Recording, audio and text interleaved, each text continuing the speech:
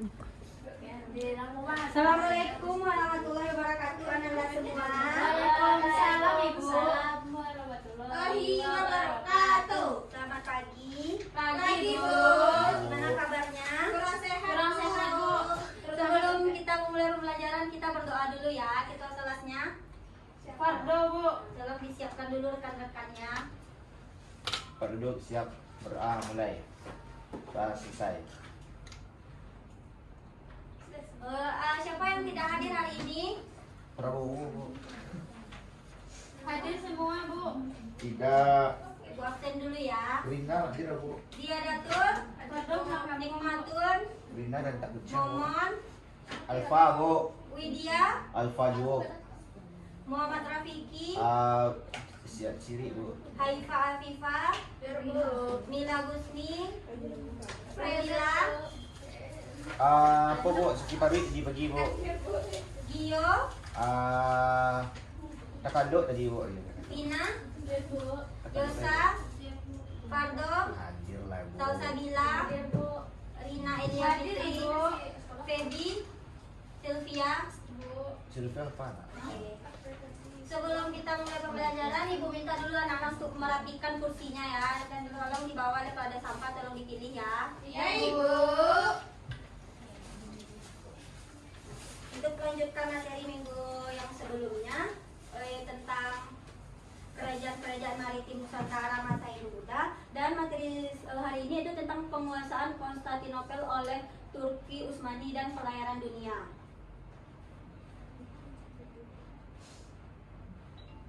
Anak-anak Ibu, ada yang tahu nggak siapa nama panglima atau pemimpin yang memimpin penaklukan Konstantinopel pada tahun 1453? Ayo buruk. Tunjuk tangan ya, siapa yang tahu? Ada yang tahu nggak siapa nama panglima atau pemimpin yang Muammar Reza. Tunjuk tangan ya. Muammar Reza. Ibu, Rina, Bu. Oke, siapa Rina? Yaitu pemimpin yang menaklukkan Konstantinopel pada tahun 1453 adalah Sultan Mehmed II. Oke, betul. Kasih hapus dulu Pak Rina. Ada rewardnya, Bu. Ada nanti ya. Dai, mau pagi. Dai. Kambang bumbu. Penguasaan Konstantinopel oleh Turki Utsmani dan pelayaran dunia. Siapa yang bisa tahu di mana? Di Turki. Betul. Kasih hapus dulu Pak Feby. Di Bagalan Ibu, bawa ke Bagalan Ibu. Masuk ya. Penguasaan Konstantinopel oleh Turki Utsmani yaitu penyebabnya yaitu Konstantinopel, ibu kota Kekaisaran Bizantium, telah lama mengalami kemunduran politik dan militer sebelum tahun 1453. Sejak abad ke-14, perebutan tahta, korupsi, birokrasi, dan konflik internal melemahkan struktur pemerintahan dan kemampuan pertahanan kota. Di bidang ekonomi, Bizantium terpukul oleh hilangnya kendali atas jalur pangan dan pendapatan bea cukai. Perjanjian-perjanjian tak menguntungkan dengan Republik Venesia dan Genoa membuat sebagian besar hasil cukai Selat Bosporus mengalir ke tangan pedagang Italia, sementara kas kerajaan semakin menipis. Selanjutnya perang penaklukan Konstantinopel oleh Kesultanan Turki Utsmani. Pada tanggal 6 April 1453, Sultan Mehmed II memulai pengupungan Konstantinopel dengan mengerahkan sekitar 60.000 sampai 80.000 pasukan darat dan armada berisi lebih dari 300 kapal. Jauh melampaui 6.000 sampai 8.000 pembela Bizantium. Jadi mengerahkan berapa pasukan Sultan Mehmed? 1453. Salah. Fardo 60 sampai 80.000 pasukan. Bagus, serah. Tolong dibaca lagi ya Fardo. Mata gak sempit ya, Bang. Setelah 53 hari tekanan artileri dan serangan gabungan darat laut, tembok kota runtuh dan Konstantinopel jatuh ke tangan Utsmani pada tahun. Siapa yang bisa? Tapi, Bu. Siapa yang bisa? Feby silakan. Tahun 1453 tanggal 29 Mei. Oke, betul. Makasih. Ya, Ibu. Selanjutnya itu jatuhnya Konstantinopel terhadap timbulnya pelayaran dunia. Setelah jatuhnya Konstantinopel pada 29 Mei 1453, rute darat utama rempah dari Asia menuju Eropa melalui Laut Tengah dan Levante terputus. Karena Kesultanan Utsmania menutup Selat Bosporus dan mengenakan tarif tinggi atas barang yang melewatinya. Hal ini langsung menaikkan biaya dan risiko perdagangan rempah, sehingga para pedagang Eropa terutama dari Portugal terdorong untuk mencari jalur laut alternatif yang lebih langsung ke sumber rempah di Samudra Hindia tanpa melalui wilayah otonom. Siapa yang bisa bacakan materi selanjutnya? Rina, Bu. Oke, Rina.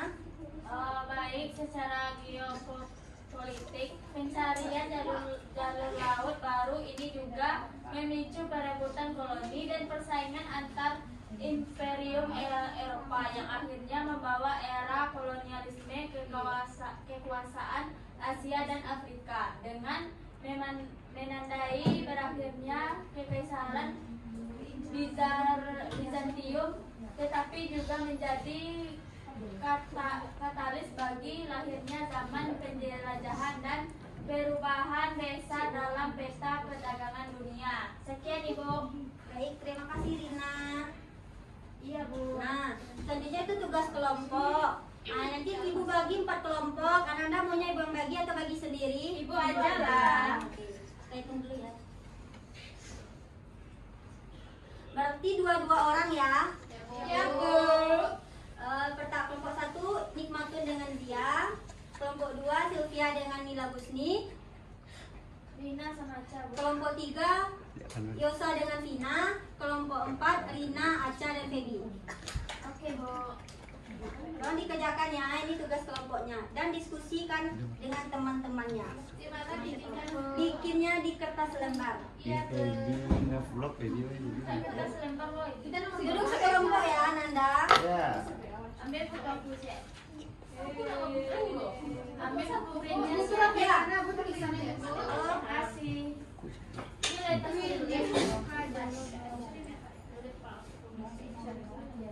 Makin lebih. Makin lebih lah. Bisa lo asal mati lebih. Kamu ditekan udah. Bisa. Ba. Lah, Sudah Nanda semua? Bos. Diskusikan dengan teman kelompoknya ya.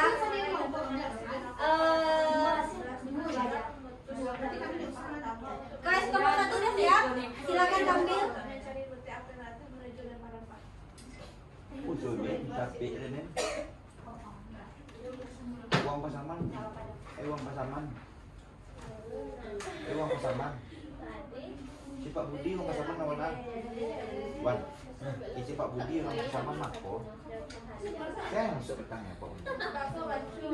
Siapa Pak Budi orang pasaman tahu? Ananda semua tolong didengarkan temannya ya. Iya, Bu. Nanti kalau ada yang bertanya boleh. Waalaikumsalam warahmatullahi wabarakatuh. Apa nama? Apa nama? Dibacakan oleh dia. Baik, kami akan membacakan hasil diskusi kami, yaitu Konstantinopel diperebutkan oleh Kesultanan Utsmani karena 3 alasan utama. Yang pertama, karena letak geografis yang super strategis. Konstantinopel berada di Selat Bosporus, titik temu Eropa dan Asia, artinya mengontrol jalur dagang, pertahanan alami, dan pusat koneksi. Kedua, adanya kekayaan ekonomi gila-gilaan. Karena letaknya Konstantinopel kota terkaya di Eropa abad pertengahan, yaitu pusat pajak dagang, pusat industri kerajinan, dan lumbung pangan. Ketiga, karena perbedaan keyakinan dan simbolik. Ini bukan cuma soal uang, tapi juga gengsi dan agama. Ibu kota Kristen Ortodoks, hadis Nabi, dan mengakhiri Romawi. Jadi Konstantinopel ini paket komplit terbaik ATM berjalan sekaligus piala agama politik. Makanya Sultan Mahmud sampai bilang Konstantinopel atau mati, dan dia berhasil pada tahun 1453. Baik, itulah hasil diskusi dari kami. Apakah dari teman-teman ada yang menambahkan siapkan informasi kami? Feby. Ada yang ingin menambahkan atau ingin bertanya? Tidak ada, Bu. Jika tidak ada, kami akhiri saja. Waalaikumsalam warahmatullahi wabarakatuh. Kita kasih aplaus dulu untuk kelompok 1. Selanjutnya kelompok 2. Silakan. Pak Guru. Pak I. Siapa anggota kelompoknya Bila? Oh, Isil Pia. Dia isil lah, isil. Assalamualaikum warahmatullahi wabarakatuh. Waalaikumsalam warahmatullahi wabarakatuh. Baiklah, kami akan presentasikan hasil Hasil diskusi kelompok dari kami. kelompok 2. Itu dibacakan oleh Kelompok kami. Silakan. Membahas tentang bagaimana jatuhnya Konstantinopel pada tahun 1453 memutus jalur lempar utama yang memicu kebuntuan bangsa Eropa untuk mencari rute alternatif menuju lempar utama. Jawabannya adalah jatuhnya Konstantinopel. Konstantinopel. Baca mainnya terus kau ibu. Serius. Jadi ya udah Pak. Untuk yang ganggu temannya. Balik ladang sih, mau. Konstantinopel pada tahun 1453 bertindak sebagai penyesuaian tertutupnya gerbang perdagangan di Laut Tengah. Bangsa Eropa terpaksa mengubah paradigma Rina, tolong HP-nya Rina. Iya, enggak ya. menjadi penjelajahan berbasis saja. Kenapa jatuhnya pada Jadi, Indo sama Rina yang ada seni barat keluar dan lagi. penyebabnya jalan-jalan di pulau di wilayah Asia Tenggara Pegangan di termasuk buku darah, Bu. Nusantara makin ada tertunda Fardo, tolong dengarkan temannya. jawaban dari saya akan berikan kepada Atau nanti dulu Fardo untuk menyimpulkan apa yang disebutkan Enggak lah, Bu. teman-temannya. Bancon baiklah, kok. itulah hasil dari diskusi kelompok 2. Apakah ada rekan-rekan yang ingin bertanya? Tidak. Jika tidak ada, saya kembalikan kepada Ibu. Assalamualaikum warahmatullahi wabarakatuh. Waalaikumsalam warahmatullahi wabarakatuh. Kita kasih akus dulu buat kelompok 2. Jadi dengan berakhirnya diskusi ini berarti Ibu harap Ananda bisa tahu semua ya tentang materi hari ini. Ya. Jadi sebelum kita sudahi materi hari ini, Ibu mau kasih Ananda latihan. Dikerjakan, bikin nama dan dikerjakan hari ini. Nanti kita periksa bersama-sama. Iya, Bu. Iya, Bu. Tidak ada isinya, Bu. Tolong bagikan ke teman belakangnya ya, Matun. Jangan lupa diisi namanya ya. Iya, Bu. Sendiri-sendiri, Rina. Namanya jangan main HP. Iya, enggak dari enggak yo. Kasih temannya lagi. Sudah bertemu dari juga. Fardo, Fardo ikut aja dia, Bu. Punya pena kok, Bu. Punya pena Bu. Bu punya pena, Ibu Bu. kasih waktu 5 menit untuk mengerjakannya ya. Ya, Bu. Punya pena, Bu. Isinya, Bu. Bu punya pena, Bu. Tidak. Bu, punya pena, Bu. Bu punya pena, Bu. Ada tinggi, Bu. Ada di sebelah sini. Enggak telat, Bu. Tolong suaranya ya dikerjakan sendiri-sendiri, tidak ada yang menyontek punya temannya.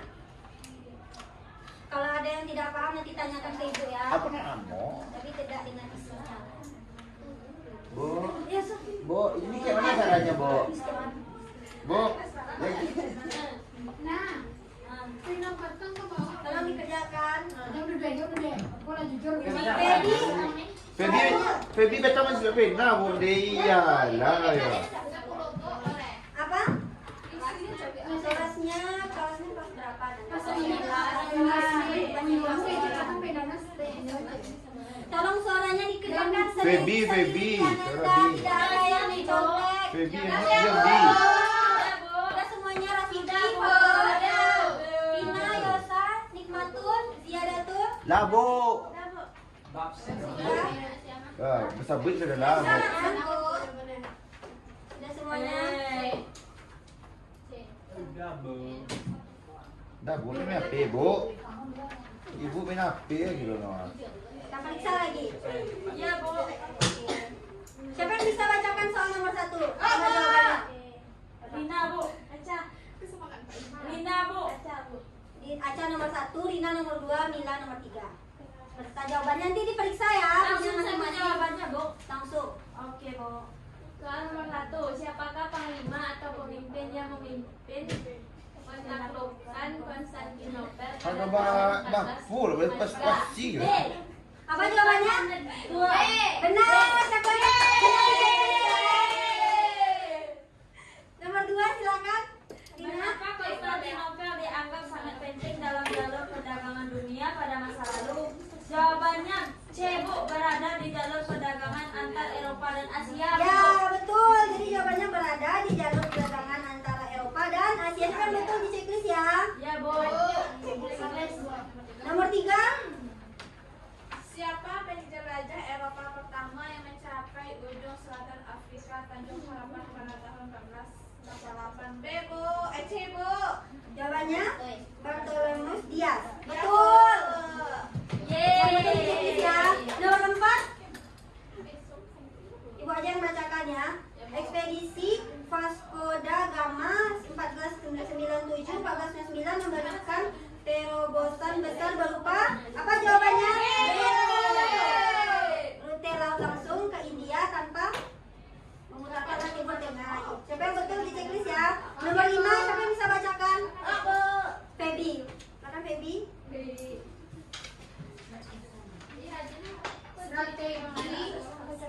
Alfonso.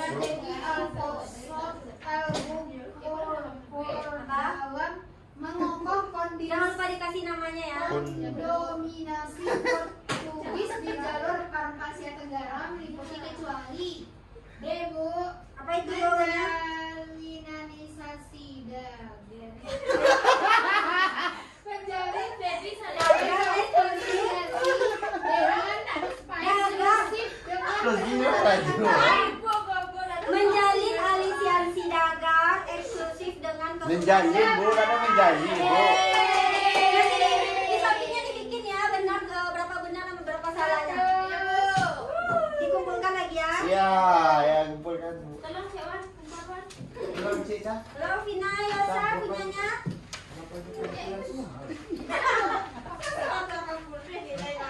Saya kira 80 ya. Sama meninggal ya. Bara, Be. Bilang ngabing deh iya, dua ya. Feby, suaranya. Oh, bocor kan, Bu? Bu belum selesai. Jadi nggak bocor.